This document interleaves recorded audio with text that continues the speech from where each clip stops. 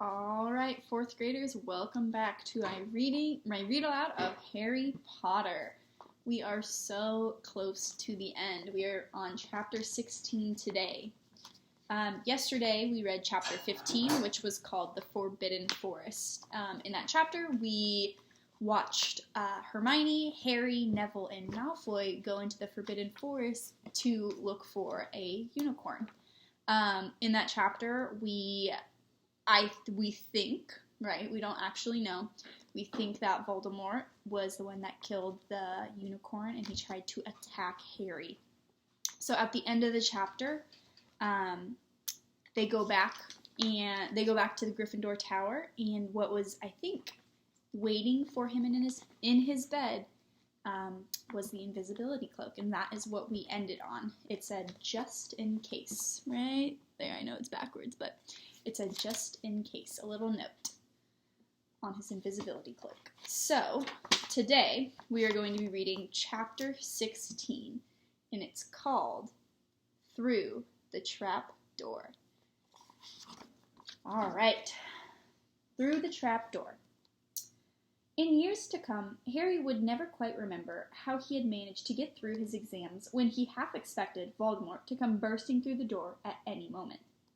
Yet, the days crept by, and there could be no doubt that Fluffy was still alive and well behind that locked door. It was a sweltering hot, especially in the large classroom where they did their written papers. They had been given special new quills for the exam, which had been bewitched with an anti-cheating spell. They had practical exams as well. Professor Flitwick called them one by one into his classroom to see if they could make a pineapple tap dance across a desk.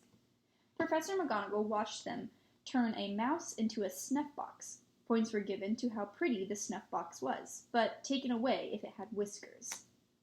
Snape made them all nervous, breathing down their necks while they tried to remember how to make a forgetfulness potion. Harry did the best he could, trying to ignore the stabbing pain in his forehead, which had been bothering him ever since his trip into the forest. Neville thought Harry had a bad case of exam nerves because Harry couldn't sleep, but the truth was that Harry kept being woken by his old nightmare, except that this now was worse than ever because there was a hooded figure dripping blood in it. Maybe it was because they hadn't seen what Harry had seen in the forest, or because they didn't have scars burning on their forehead, but Ron and Hermione didn't seem as worried about the stone as Harry. The idea of Voldemort certainly scared them, but he didn't keep visiting them in dreams. They were so busy with their studying, they didn't have much time to fret about what Snape or anyone else might be up to. Their very last exam was History of Magic. 1 hour of answering questions about batty old wizards who'd invented self-stirring cauldrons, and they'd be set free. Free for a whole wonderful week until their exam results came out.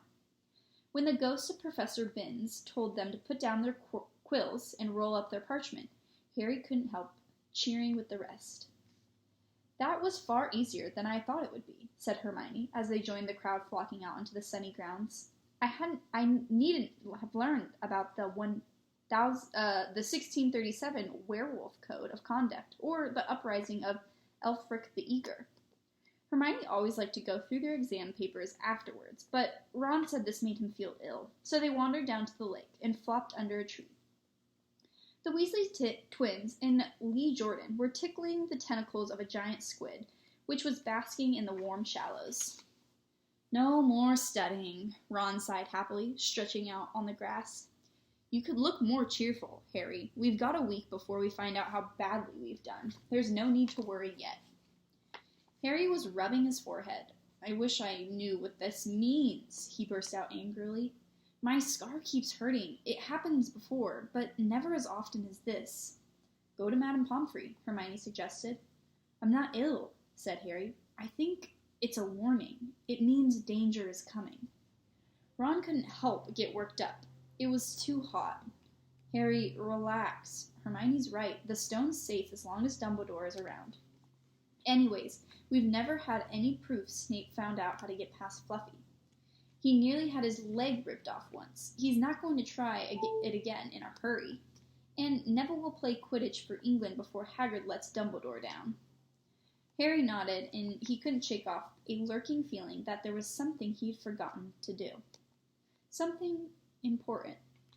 When he tried to explain this, Hermione said, "That's just the exams. I woke up last night and was halfway through my Transfiguration notes before I remembered we'd already done that one." Harry was quite sure that the unsettled feeling didn't have anything to do with work, though. He watched an owl flutter towards the school across the bright blue sky, a note clamped in its mouth. Hagrid was the only one who had ever sent him letters. Hagrid would never betray Dumbledore. Hagrid would never tell anyone how to get past Fluffy. Never. But Harry suddenly jumped to his feet. "Where are you going?" Ron said sleepily. "I've just thought of something," said Harry, and he had turned white. "We've got to go and see Hagrid now." "Why?" panted Hermione, hurrying to keep up. "Don't you think it's a bit odd," Harry said, scrambling up the grassy slope, "that what Hagrid wants more than anything else is a dragon, and a stranger turns up who just happens to have an egg in his pocket? How many people wander around with dragon eggs if it's against wizard law? Lucky they found Hagrid, don't you think? Why didn't I see it before?" "What are you talking about?" said Ron, but Harry, sprinting across the grounds towards the forest, didn't answer. Hagrid was sitting in an armchair outside his house. His trousers and sleeves were rolled up, and he was shelling peas into a large bowl. "Hello?" he said, smiling. "Finished your exams? Got time for a drink?" "Yes, please," Ron said, but Harry cut him off. "No, we're in a hurry, Hagrid. I've got to ask you something. You know, that night you won Norbert, what did the stranger you were playing cards with look like?" "Dunno," said Hagrid, casually. "He wouldn't take off his cloak." He saw the three of them look stunned, and raised his eyebrows. "It's not that unusual. You get a lot of funny old folk in the Hog's Head. That's the pub down in the village. Might have been a dragon dealer. I never saw his face. He kept his hood up." Harry sank down next to the bowl of peas. What did you talk about,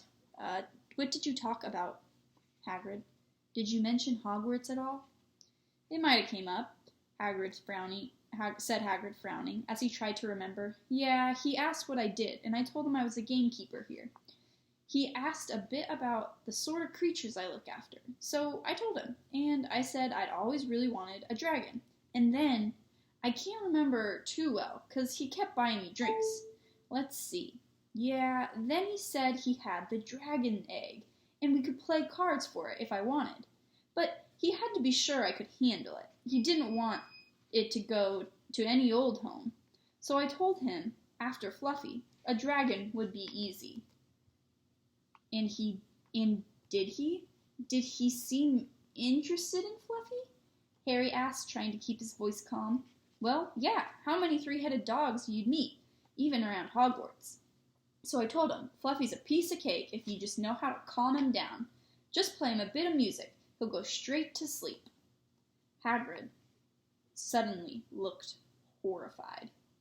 "I shouldn't have told you that," he blurted out. "Forget I said it. Hey, where are you going?" Ron, Harry, and Hermione didn't speak to each other at all until they came to a halt in the entrance hall, which seemed very cold and gloomy after the grounds.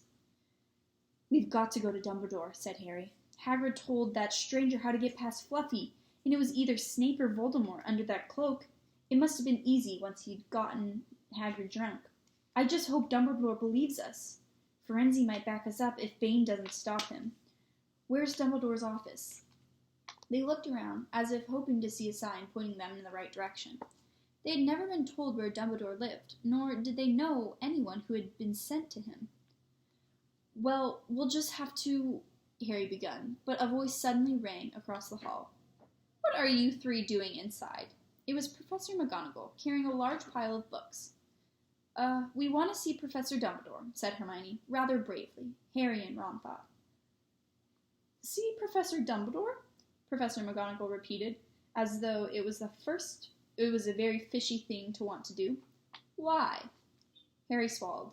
Now what? "It's sort of a secret," he said, but he wished at once he hadn't, because Professor McGonagall's nostrils flared. Dumbledore's left 10 minutes ago, she said coldly. He received an urgent owl from the Ministry of Magic and flew off to London at once. He's gone? Said Harry frantically. Now? Professor Dumbledore is a very great wizard, Potter. He has many demands on his time. But this is important. Something you have to say is more important than the Ministry of Magic, Potter? Look, said Harry, throwing caution to the wind. Professor, it's about the Sorcerer's Stone. Whatever Professor McGonagall had expected, it wasn't that. The books she was carrying tumbled out of her arms, but she didn't pick them up. How do you know? She sputtered. Professor, I know that that's that someone is going to try and steal the stone. I've got to talk to Professor Dumbledore. She eyed him with a mixture of shock and suspicion. Professor Dumbledore will be back tomorrow, she said finally. I don't know how you found out about the stone, but rest assured, no one can possibly steal it. It's too well protected. But Professor Potter, I know what I am talking about, she said shortly. She bent down and gathered the fallen books. I suggest you all go back outside and enjoy the sunshine. But they didn't. It's tonight, said Harry, once he was sure Professor McGonagall was out of earshot. Snape's going through the trapdoor tonight. He's found out everything he needs, and now he's got Dumbledore out of the way. He sent that note. I bet the Ministry of Magic will get a real shock when Dumbledore turns up. But what can we, Hermione gasped. Harry and Ron wheeled around. Snape was standing there. Good afternoon, he said smoothly. They stared at him. You shouldn't be inside on a day like this, he said, with an odd, twisted smile. Harry began, without any idea what he was going to say. You want to be more careful, said Snape. Hanging around like this, people will think you're up to something, and Gryffindors really can't afford to lose any more points, can it? Harry flushed. They turned to go outside, but Snape called them back. Be warned, Potter. Any more nighttime wandering, and I will personally make sure you are expelled. Good day to you. He strode off in the direction of the staff room. Out of the stone steps, Harry turned to the others. Right. Here's what we've got to do, he whispered urgently. One of us has got to keep an eye on Snape. Wait outside the staff room and follow him if he leaves it. Hermione, you'd better do that. Why me? It's obvious, said Ron. You can pretend to be waiting for Professor Flitwick. You know, put on a high voice. Oh, Professor Flitwick, I'm so worried. I think I've got a question 14B wrong. Oh, shut up, said Hermione, but she agreed to go and watch out for Snape.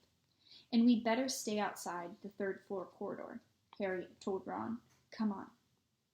But that part of the plan didn't work.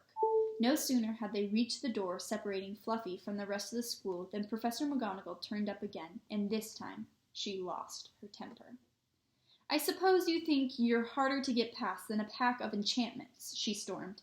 Enough of this nonsense. If I hear you've come anywhere near here again, I'll take another 50 points from Gryffindor. Yes, Weasley, from my own house. Harry and Ron went back to the common room. Harry had just said, at least Hermione's on Snape's tail, when the portrait of the fat lady swung open and Hermione came in. I'm sorry, Harry, she wailed. Snape came out and asked me what I was doing, so I said I was waiting for Flitwick, and Snape went to get him, and I've only just got away. I don't know where Snape went. Well, that's it then, isn't it? Harry said. The other two stared at him. He was pale and his eyes were glittering. I'm going out here tonight, and I'm going to try and get to the stone first. You're mad, Ron said. You can't, said Hermione. After what McGonagall and Snape have said to you, you'll be expelled. So what? Harry shouted. Don't you understand? If Snape gets a hold of the stone, Voldemort's coming back. Haven't you heard what it's like when he was trying to take over? There won't be any Hogwarts to get expelled from. He'll flatten it or turn it into a school for dark arts. Losing points doesn't matter anymore. Can't you see? Do you think he'd leave you and your families alone if Gryffindor House wins the House Cup? If I get caught before I can get to the stone, well, I'll have to go back to the Dursleys and wait for Voldemort to find me there. It's only dying a bit later than I would have, because I'm never going to go over to the dark side. I'm going through that trapdoor tonight, and there's nothing you two say is going to stop me. Voldemort killed my parents, remember? He glared at them. You're right, Harry, Hermione said in a small voice. I'll use the invisibility cloak, said Harry. It's just lucky I got it back. But will it cover the three of us? Said Ron. All three of us? Oh, come off it. You don't think we'd let you go alone? Of course not, Hermione said briskly. How do you think you'd get the stone without us? I'd better go and look through my books. There might be something useful. But if we get caught, you two will be expelled too. Not if I can help it, said Hermione grimly. Flitwick told me in secret that I got 112% on his exams. They're not throwing me out after that. After dinner, the three of them sat nervously apart in the common room. Nobody bothered them. None of the Gryffindors had anything to say to Harry anymore, after all. This was the first night he hadn't been upset by it. Hermione was skimming through all her notes, hoping to come across one of the enchantments they were about to try and break. Harry and Ron didn't talk much. Both of them were thinking about what they were about to do. Slowly, the room emptied as people drifted off to bed. Better get the cloak, Ron muttered, as Lee Jordan finally left, stretching and yawning. Harry ran upstairs to the dark dormitory, He pulled out the cloak, and then his eyes fell on the flute Hagrid had given him for Christmas. He pocketed it to use it on Fluffy. He didn't feel much like singing.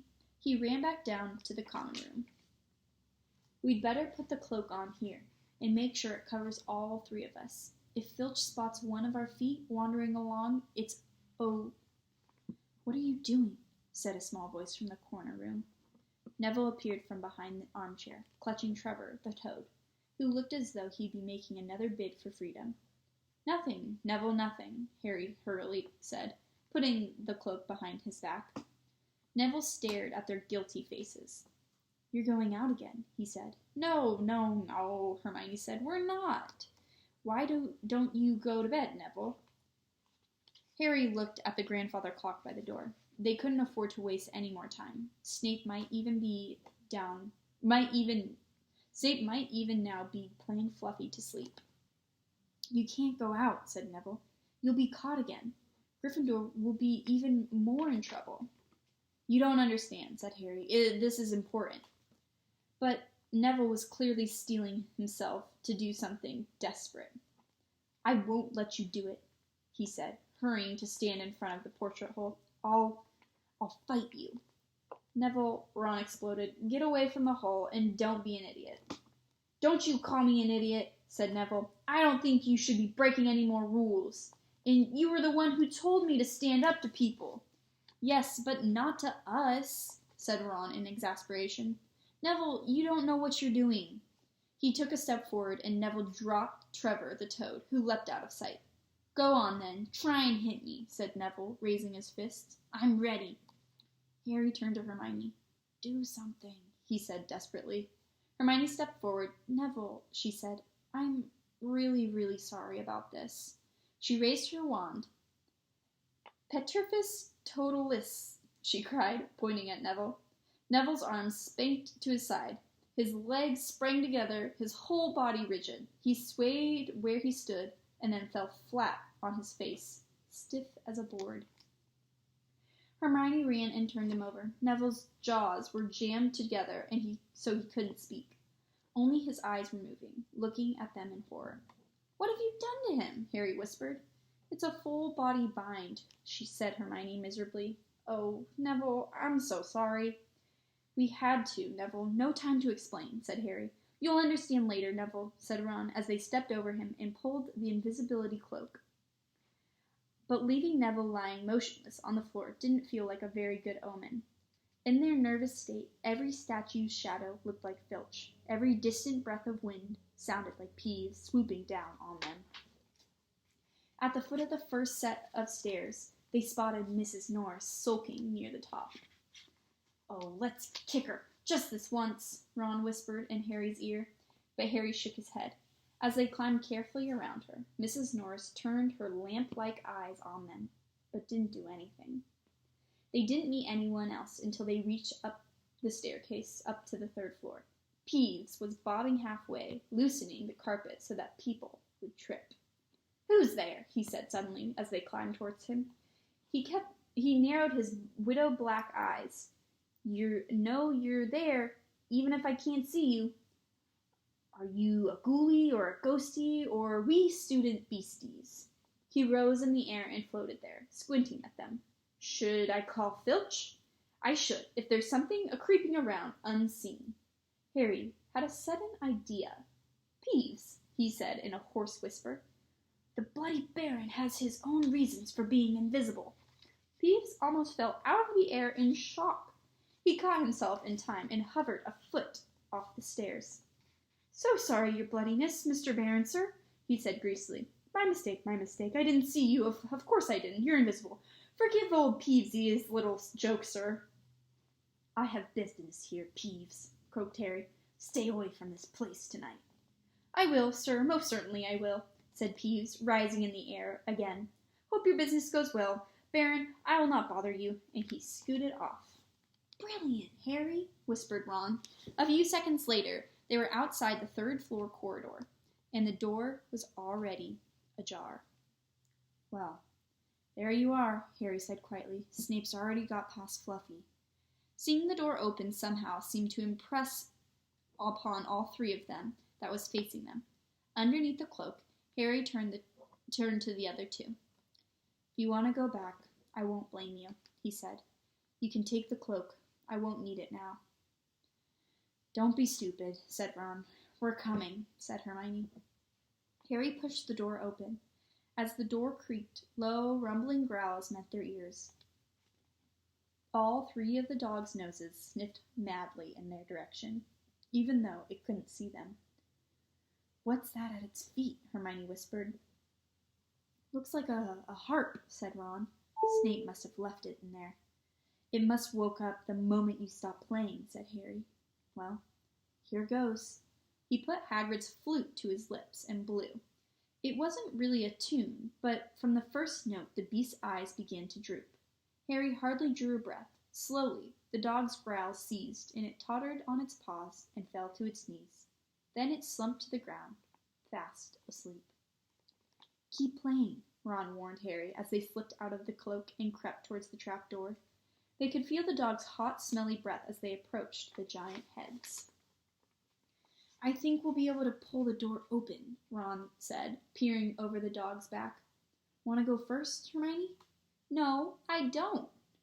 "All right," Ron gritted his teeth and stepped carefully over the dog's leg. He bent and pulled the ring of the trapdoor, which swung up and open. "What can you see?" Hermione said anxiously. "Nothing. Just black. There's no way of climbing down. We'll just have to drop." Harry, who was still playing the flute, waved at Ron to get his attention and pointed at himself. "You want to go first?" "Are you sure?" said Ron. "I don't know how deep this thing goes. Give the flute to Hermione so she can keep him asleep."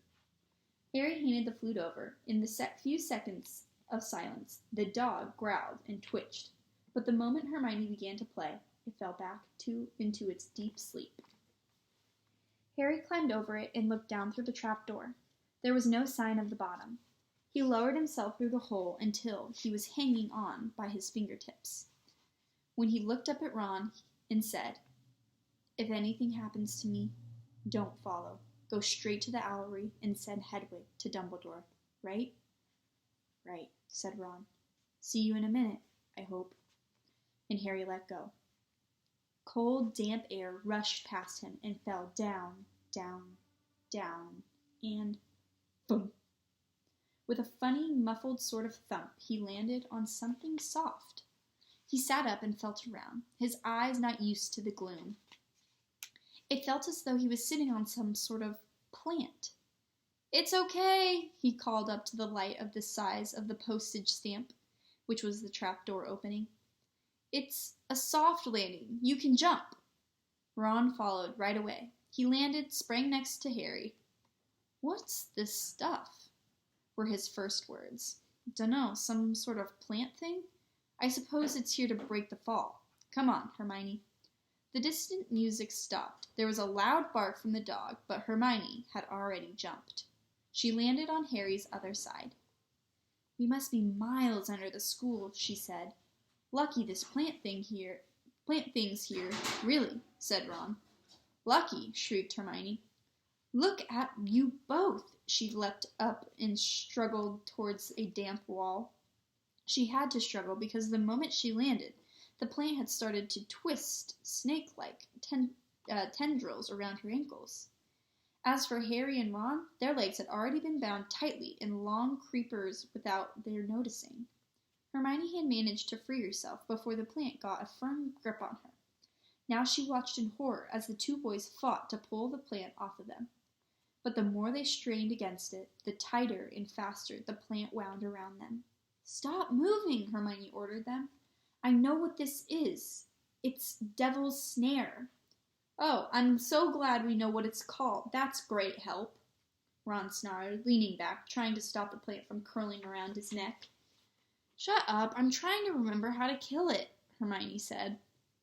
Well, hurry up, I can't breathe, Harry gasped, wrestling it as it curled around his chest. Devil's Snare, Devil's Snare. What did Professor Sprout say? It's like the dark and the damp. So light a fire, Harry choked. Yes, of course, but there's no wood, Hermione cried, wringing her hands. Have you gone mad? Ron bellowed. Are you a witch or not? Oh, right, said Hermione, as she whipped her wand and waved it, muttering something and sent up a jet of the same bluebell flame she had used on Snape at the plant. In a matter of seconds, the two boys felt it loosening its grips as it cringed away from the light warmth. Wriggling and flailing and unraveling itself from their bodies, they were able to pull free. Lucky you paid attention in herbology, Hermione, said Harry, as he joined her by the wall, swiping sweat off his face. Yeah, said Ron, and lucky Harry doesn't lose his head in a crisis. There is no wood, honestly.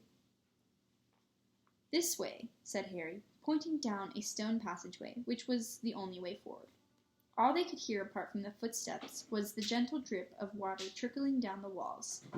The passageways sloped downward, and Harry was reminded of Gringotts, which was an unpleasant jolt of heart. He remembered the dragons said to be guarding vaults in the Wizard's Bank. They made a dragon, a fully grown dragon? Norbert had been bad enough. Can you hear something? Ron whispered. Harry listened. A soft rustling and clinking seemed to be coming from up ahead. Do you think it's a ghost? I don't know. Sounds like wings to me. There is light ahead. I can see something moving. They reached the end of the passageway and saw before them a brilliantly lit chamber, its ceiling arching high above them. It was full of small, jewel-bright birds, fluttering and tumbling all around the room. On the opposite side of the chamber was a heavy wooden door. Do you think they'll attack us if we cross the room? Said Ron. Probably, said Harry. They don't look very vicious, but I suppose if they all swoop down at once, well, there's no choice. I'll run. He took a deep breath, covered his face with his arms, and sprinted across the room. He expected to feel sharp beaks and claws tearing at him any second, but nothing happened. He reached the door untouched. He pulled the handle, but it was locked. The other two followed him. They tugged and heaved at the door, but it wouldn't budge. Not even when Hermione tried her Alamahora charm. Now what? Said Ron. These birds. They can't just be here for decoration. Just, said Hermione. They watched the birds soaring overhead, glittering. Glittering. They're not birds, Harry said suddenly. They're keys. Winged keys. Looked carefully. So, that must mean... He looked around. the chamber, while the other two squinted up the flock of keys. Yes, look, broomsticks. We've got to catch the key to get the door. But there are hundreds of them, Ron exclaimed. Ron examined the lock on the door. We're looking for a big, old-fashioned one, probably silver, like the handle.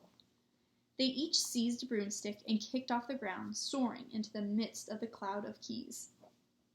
They grabbed and snatched, but the bewitched keys darted and dived so quickly it was almost impossible to catch one. Not for nothing, though, was Harry the youngest seeker in the century. Excuse me. He had a knack for spotting things other people didn't.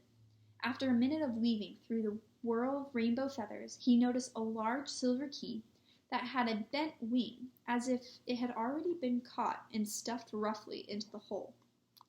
That one, he called to the others. That big one. There, with the bright blue wings, the feathers all crumpled on one side.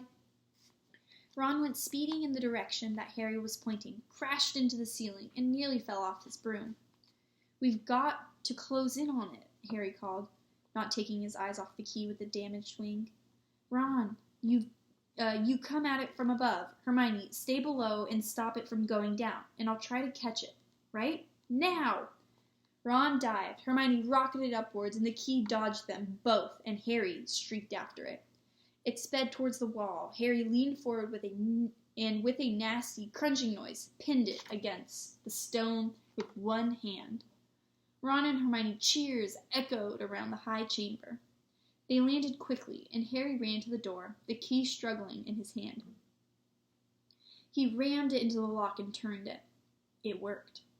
The moment the lock had clicked open, the key took flight again, looking very battered now that they had been caught twice. Ready? Harry asked the other two. His hand on the door handle. They nodded. He pulled the door open. The next chamber was so dark they couldn't see anything at all. But as they stepped into it, light suddenly flooded the room, revealing an astonishing sight. They were standing on the edge of a huge chessboard. Behind every black chessman were all taller than they were, and carved from what looked like black stone. Facing them, way across the chamber, were the white pieces. Harry, Ron, and Hermione shivered slightly. The towering white chessmen had no faces. Now what do we do? Harry whispered. It's obvious, isn't it? Ron said. We've got to play our way across the room. Behind the white pieces, they could see another door. How? Said Hermione, nervously.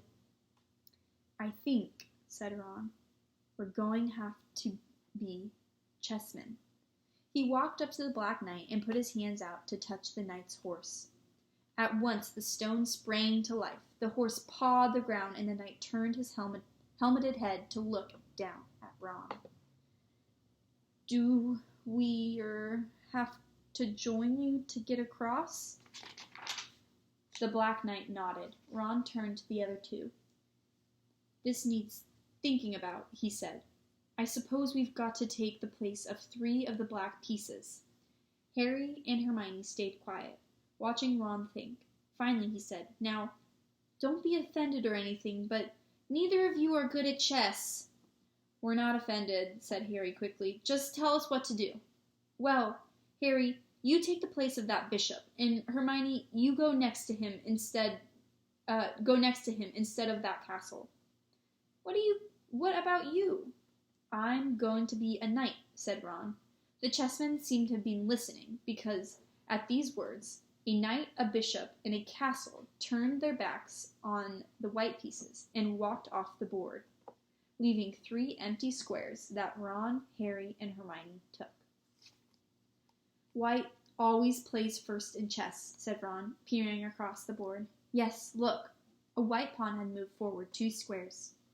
Ron started to direct a black piece. They moved silently whenever he sent them. Harry's knees were trembling. What if they had lost? Harry moved diagonally 4 squares to the right.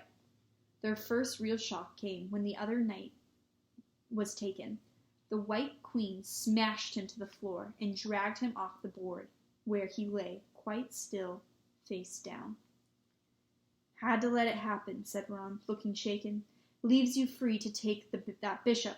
Hermione, go on. Every time one of their men was lost, the white pieces showed no mercy. Soon there was a huddle of limp black players slumped against the wall. Twice Ron only just noticed in time that Harry and Hermione were in danger. He himself darted around the board, taking almost as many white pieces as they had lost black ones. We're nearly there, he muttered suddenly. Let me think. The White Queen turned her blank face towards him. Yes, Ron said softly. It's the only way. I've got to be taken. No, Harry and Hermione shouted. That's chess, Ron snapped. You've got to make some sacrifice. I take one step forward and she'll take me. That leaves you free to checkmate the king, Harry. But do you want to stop Snape or not? Ron, look, if you don't hurry up, she'll already have taken the stone. There's no alternative. Ready? Ron called, his face pale but determined. Here I go. Now, don't hang around once you've won. He stepped forward, and the White Queen pounced. She struck Ron hard across the head with her stone arm, and he crashed to the floor. Hermione screamed but stayed on her square. The White Queen dragged Ron to one side. He looked as if he'd been knocked out. Shaking, Harry moved 3 spaces to the left. The White King took off his crown and threw it at Harry's feet. They had won. The chessmen parted and bowed, leaving the door ahead clear. With one last desperate look back at Ron, Harry and Hermione charged the door and up the next passageway. What if he'll be all right, said Harry, trying to convince himself. What do you reckon's next? We've had Sprouts, that was Devil's Snare. Flitwick must have put charms on the keys to moves. McGonagall's transfiguration of the chessmen to make them alive. That leaves Quirrell's spell and Snape's. They had reached another door. All right, Harry whispered. Go on. Harry pushed it open. A disgusting smell filled their nostrils, making them both pull their robes over their noses. Eyes watering, they saw flat on the floor in front of them a troll even larger than the one they had tackled, out cold, with a bloody lump on its head. I'm glad we didn't have to fight that one, Harry whispered as he stepped carefully over one of its massive legs. Come on, I can't breathe. He pulled open the next door, both of them hardly daring to look at what came next. But there was nothing very frightening in here. Just a table with 7 differently shaped bottles standing on its line. Snape's, said Harry. What do we have to do? They stepped over the threshold, and immediately a fire sprang up behind them in the doorway. It wasn't an ordinary fire, either. It was purple. At the same instant, black flames shot up the doorway, leading onward. They were trapped. Look! Hermione seized a roll of paper lying next to the bottles. Harry looked over her shoulder to read it. Danger lies before you, while safety lies behind. 2 of us will help you, whichever you would find. One among us 7 will let you move ahead. Another will transport the drinker back instead. 2 among our numbers hold only nettle wine. 3 of us are killers, waiting hidden a line. Choose unless you wish to stay here forevermore. To help in your choice, we give you these clues for. First, however slyly the potion tries to hide, you will always find some unnettled wine left inside. Second, different are those who stand at either end, but if you would move onward, neither is your friend. Third, as you see clearly, all are different size. Neither dwarf nor giant holds death in their insides. Fourth, the second left and the second on the right are twins once you taste them, though different at first sight. Hermione let out a great sigh, and Harry, amazed, saw that she was smiling. The very last thing he felt like doing. Brilliant, said Hermione. This isn't magic, it's logic. a puzzle. A lot of the greatest wizards haven't got an ounce of logic. They'd be stuck in here forever. But so will we, won't we? Of course not, said Hermione. Everything we need is here on the paper. 7 bottles. 3 of them are poison. 2 are wine. 1 will get us safely through the black fire, and 1 will get us back through the purple. But how do you know which to drink? Give me a minute. Hermione read the paper several times. Then she walked up and down the line of bottles, muttering to herself and pointing at them. At last she clapped her hands. Got it, she said. The smallest bottle will get us through the black fire towards the stone. Harry looked at the tiny bottle. There's only enough there for one of us, he said. That's hardly 1 swallow. They looked at each other. Which one will get you back through the purple flames? Hermione pointed at the round bottle at the right end of the line. You drink that, said Harry. No, listen. Go back and get Ron. Grab brooms from the flying key room. They'll get you out of here. They'll get you out of the trap door past Fluffy. Go straight to the Owlery and send Hedwig to Dumbledore. We need him. I might be able to hold Snape off for a while, but I'm no match for him, really. But Harry, what if you know who's in there with him? Well, I was lucky once, wasn't I? Said Harry, pointing to his scar. I might get lucky again. Hermione's lip trembled, and she was suddenly dashed at Harry and threw her arms around him. Hermione! Harry, you're a great wizard, you know. I'm not as good as you, said Harry, very embarrassed, as she let go of him. Me? Said Hermione. Books and cleverness are more important things. Friendship and bravery and... Oh, Harry, be careful. You drink first, said Harry. You are sure which is which, aren't you? Positive, said Hermione. She took a long drink from the round bottle at the end and shuddered. It's not poison, said Harry anxiously. No, but it's like ice. Quick, go off before it wears off. Good luck. Take care. Go! Hermione turned and walked straight through the purple fire. Harry took a deep breath and picked up the smallest bottle. He turned to face the black flames. Here I come, he said, and he drained the little bottle in 1 gulp. It was indeed as though ice was flooding his body. He put the bottle down and walked forward. He braced himself and saw the black flames licking his body, but he couldn't feel them. For a moment, he couldn't see nothing but the dark fire. Then he was on the other side, in the last chamber. There was already someone in there, but it wasn't Snape. It wasn't even Voldemort. And that is the end of chapter 16. That was a great chapter. All right, so we have 1 more to go. I have 2 questions for you. So if you answer these 2 questions and you get them right, you'll get 4 points. My first question is, how do you calm down Fluffy, and what do they use to calm down Fluffy?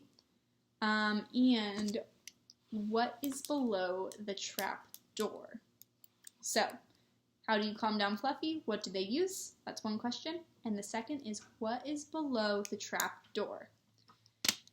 All right, well, I think I might be reading this next chapter in the next post, so you may be lucky and might be finishing the chapters today. So, click on the next video, and we'll get to read the end of Harry Potter. Thanks for watching. Bye.